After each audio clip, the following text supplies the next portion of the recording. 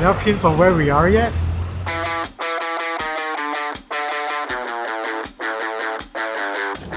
Good morning from London, the capital of England and the largest city in the United Kingdom. The city known for its rich history, double-decker bus, black cabs, red phone booths, and of course, a melting pot of culture. And we are here to explore the diverse food culture in London.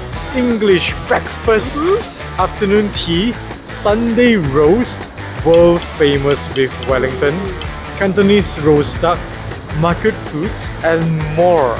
We'll probably hit a couple of Michelin establishments as well if the budget permits. Anyway, today we are not doing anything gourmet. We are going for what I'll call the common man food, the quintessential English breakfast, or the fry up as the Brits call it. And we are going to one that does it properly. Trust me on this one because we have visited a couple of famous fry ups in the past few days, and I think this Crazy Spoon definitely serves a hearty, no frills English breakfast. Let's go!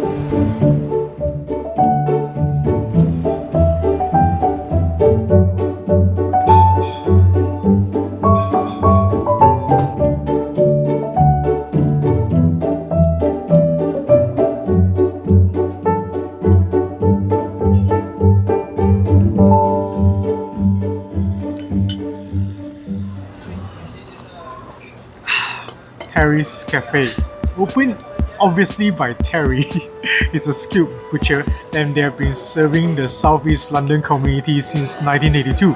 It is now run by the second generation Austin, who is the son of Terry. And if you look at this shop, it's got a really classic setup. The walls are adorned with lots of pictures and portraits, interesting looking signboards, classic table setting. But we are seated on the outside today because I wanted more of that natural light in order to film a good English breakfast for you guys. Anyway, I've got my tea over here and we have just ordered their English breakfast. It's called The Works. It comes with everything.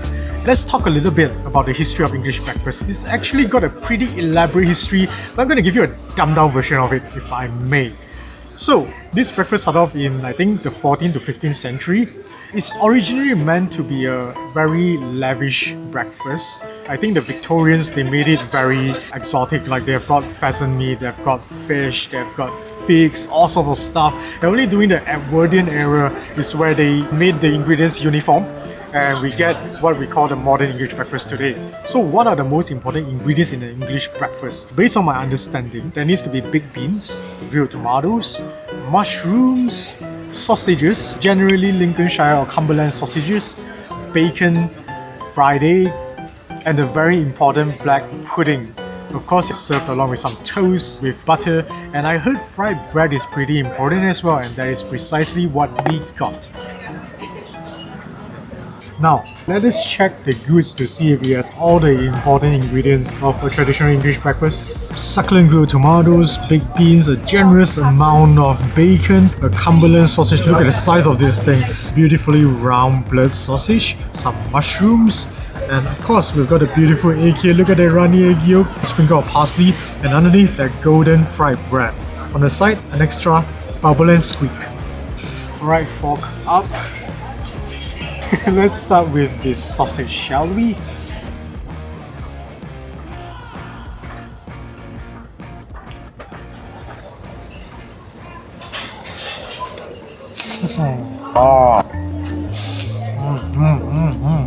I love the skin, it's got the elasticity to it, beautifully bouncy.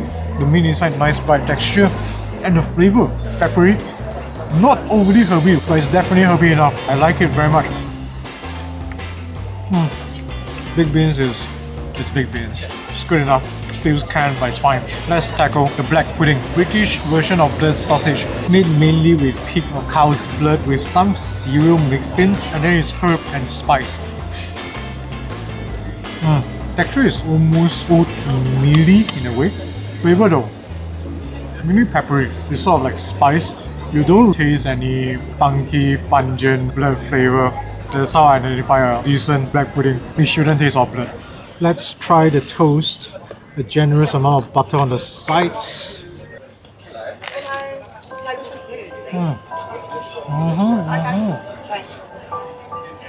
Look at that. Crunchy. Nice crust. Middle is chewy. butter is super salty, and you can still taste the charred Maya reaction, that bitterness, good toast.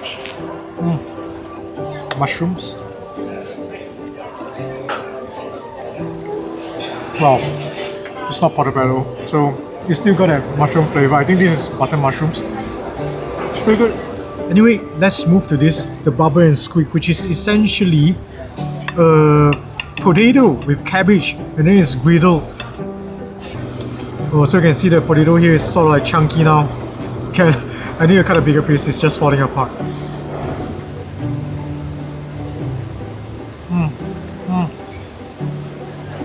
Potatoey. Don't really taste the cabbage. There's supposed to be cabbage in there. Yeah, there is some. But the surface, I was actually looking for that charred surface which we got in our previous visit, but this time around, oh, there you go. You gotta grab the charred surface. The surface is very important. It gives you that nice oil fragrance. That is the beauty of Baba and Squid. By the way, I believe the name, the origin of Baba and Squid, is the sound that it makes. Because when you put it onto the griddle, it bubbles up and it creates this squeaking noise. Alright, let's move on to the tomato. I can see that it's really juicy and ooh, look at the juices oozing out.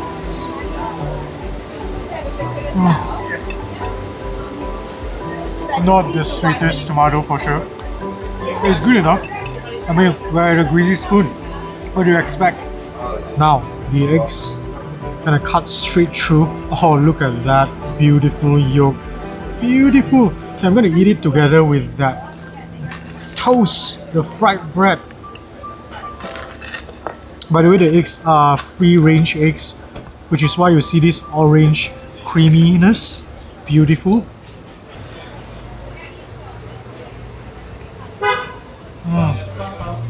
Beautiful yolk flavor. I can't taste the fried bread because of the egg. It's too flavorful. Let's try the bread properly.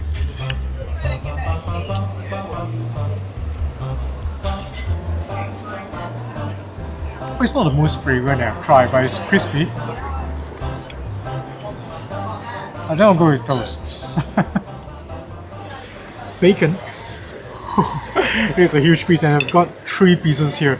Anyway, oops, sorry.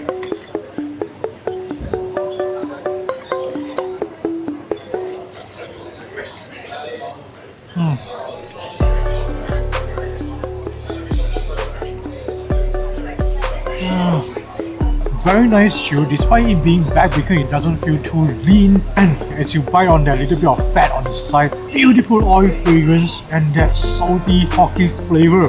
Very simple but very delicious. And they've got 3 slices, generous slices. Now, I've had another very popular spot. Their bacon is dry and crispy, I'll be honest. But this one, perfectly done. Very nice. A light crisp as well on the sides. I think this is where I really feel it's a very proper English breakfast to have in London. I love it. No frills, unpretentious, delicious, hearty English breakfast.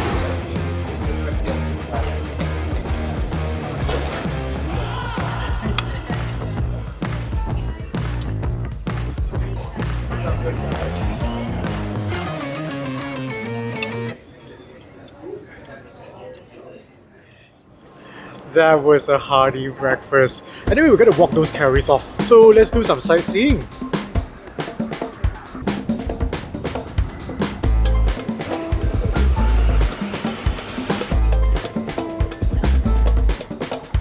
We are on our way to one of the most magnificent bridge structures in the world, the Tower Bridge. But before that, right behind me is the Shard. That is a wonderfully designed building, very nice looking, full of glass. Don't ask me more because I don't know anymore. I didn't do my homework, to be honest. Anyway, let's head to that bridge. Look at that, isn't that magnificent? That is the Tower Bridge. 2 huge towers in the middle, the sky bridge up top, and we've got this crossing below for the cars and pedestrians. The Tower Bridge is a suspension bridge that is built between 1886 and 1894, I believe, and it is the most recognizable bridge in the world And a lot of people actually mistake this for the London Bridge, but it's actually not the London Bridge. London Bridge is another bridge. We'll take a look at that later. But this, you're gonna pay if you want to ascend the towers, and I believe to gain access to the Sky Bridge, I think you're gonna pay an admission fee of £11.40. But if you just want to take the crossing underneath, it's free. So that's exactly what we're gonna do. We're heading to another historical building. It's called the Tower of London. This is the Tower of London, historically a royal palace until the 17th century. It was also a place of execution, I think a place of political prison, and also a menagerie, and I think a royal mint as well. Sorry, because it's raining, so I gotta be quick. You could visit this historical building with a ticket which costs you I think £30, and because we blew our budget on food, so we're gonna have to sit this one out. Anyway, next spot, London Bridge.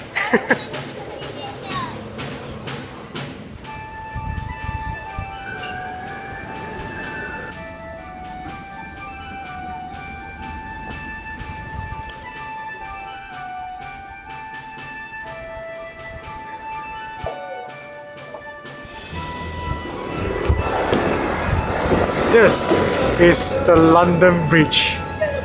Yup, huge contrast compared to the Tower Bridge, but I guess it must be very significant because they even got a song dedicated to it.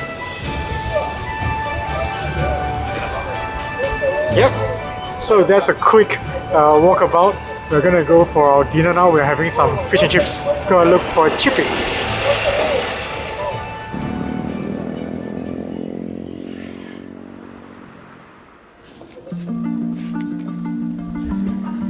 Guys, we are walking to our fish and chip store, and it's actually pretty far away. It takes about 2 hours walk. I've tried a few of the fish and chips near our area and they aren't very good. We heard that this particular store sells some pretty good fish and chips, so we have decided to make the long walk over. And it's drizzling on and off, so we're not sure if we are able to walk the full journey or we'll have to take the tube. But our aim is to walk because we gotta burn off that English breakfast calories.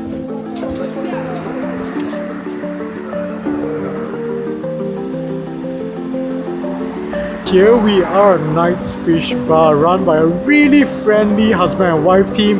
And the reason why we took this long journey here is because I heard that this could be that place that serves the best fish and chips in London. So let's find out if it's true. Alright guys, we bought the fish and chips. I didn't know that it was only for takeout. They don't have any seating areas for you. And I could see Mr. Gary there, the husband, battering up the fish, and then he's just frying them in the deep fryer. And all the fish looks so fresh and fragrant. It's got a nice crispy skin. But of course ours is not as crispy because it's to go and we literally walk like 2 minutes away and it's starting to turn soggy. So we're gonna quickly eat this now. By the way, they use beef drippings, cow fat.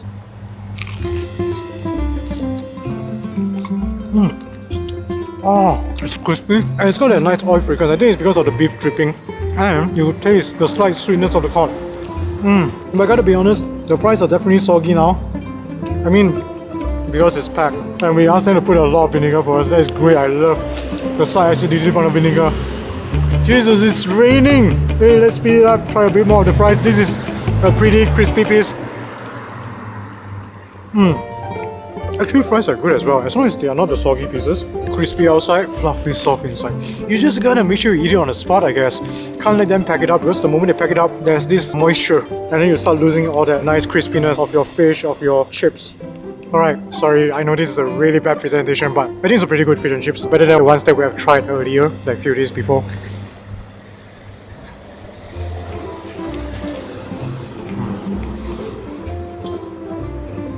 Wow. You actually don't need tartar sauce for this because the vinegar is so good. And the oil fragrance again. Oil fragrance is so important. I think the cow dripping is really so good for fish and chips. The only shame is it's soggy. It's got soggy batter now. We always take out. But well, good one.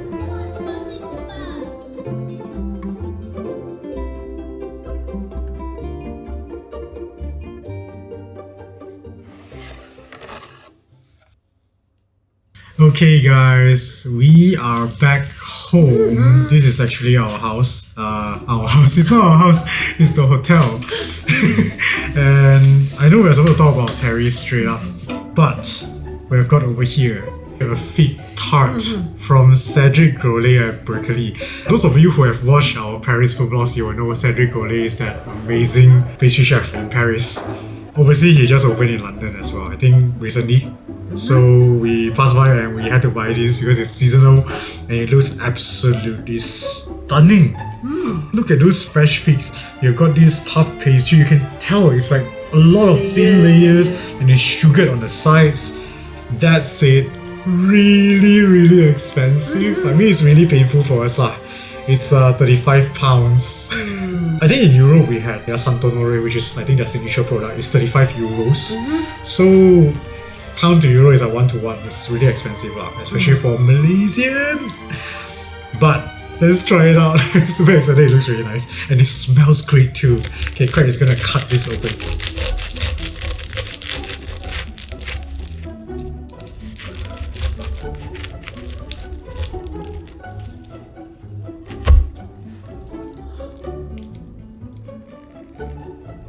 Ooh, it looks so beautiful inside. I think inside they are like caramelized figs and then some fig jam. And I think underneath it's not a puff pastry as well, I guess.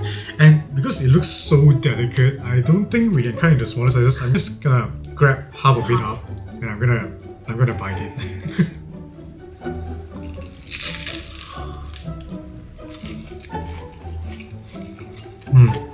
Refreshing flavor of the fig. The sweetness comes from the puff pastry. Your fig has a very light tang.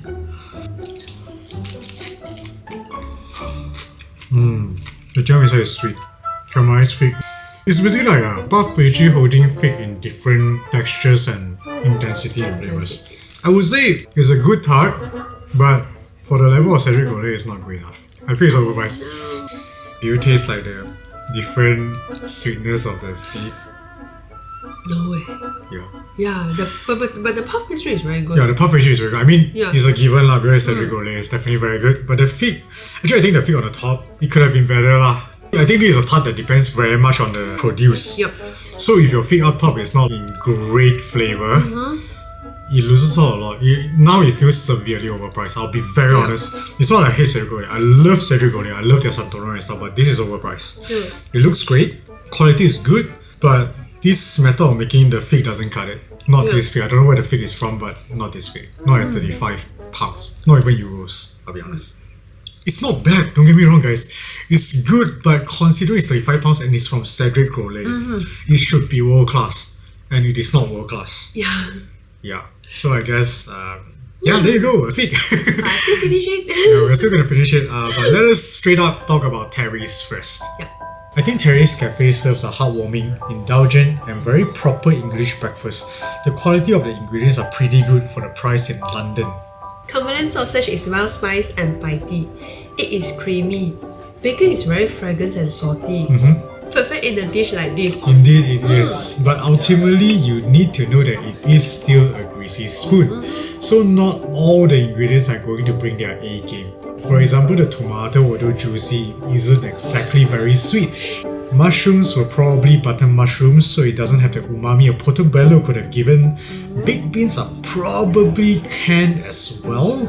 And the fried bread unfortunately lacks that fried fragrance. That said, for what it is a delicious plate of fried.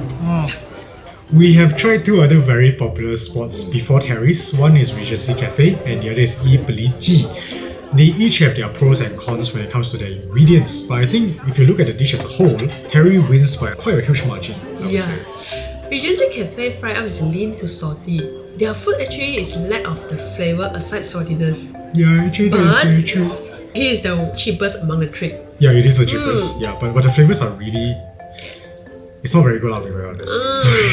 Yeah, but it is the cheapest. Yi Beli Ji on the other hand, I think it has a very nice vibe, with customers packed in a small noisy shop, with noises of chatters bouncing off the walls. The owners were also super friendly, and we also got to sample their bread pudding, which is pretty delicious, I would say. That said, their bacon did fail us by being overly dry. I think it's left out for a bit too long. So ultimately, I would say Terry's Cafe is the best in terms of the dish as a whole. The flavors of the ingredients came together beautifully, and as you take bite after bite, it hits you. This is what comfort feels like. It's not fancy, it's simple, but it's hearty. And that's what an English breakfast should be. Enjoying your black pudding lying in a sauce of baked beans, savouring all the leftover sauce with your remaining toast, and feeling the cool breeze on your face with a sip of tea. And with that said, Terry's Cafe scores an okay on the gourmet plate, which means it is some good quality fry up right there. Absolutely recommended if you are in London and you want to try out some very authentic greasy spoon experience, visit Terry's. Of course, before we get swamped and attacked by the fans of ePolity and Regency Cafe, we only tried both of them once. So it's entirely based on that one experience. It could be an off day for them, I'm not sure. Yeah. So don't attack us. Anyway, next spot, Knight's Fish Bar. Yep.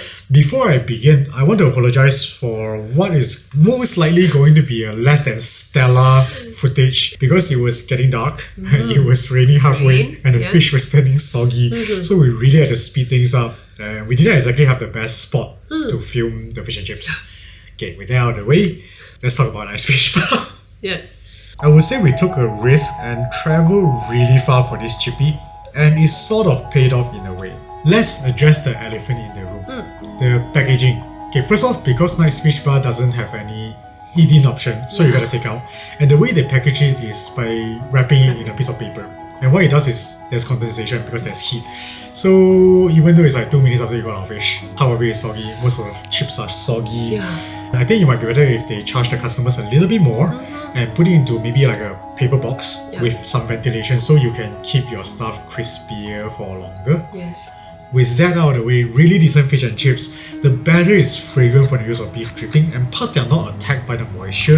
It's actually really crispy, and it's thick enough as well. So you get to taste the flavor and the fragrance of the batter, along with that juicy, succulent, flaky, huge piece of cod that is also lightly sweet at the same time.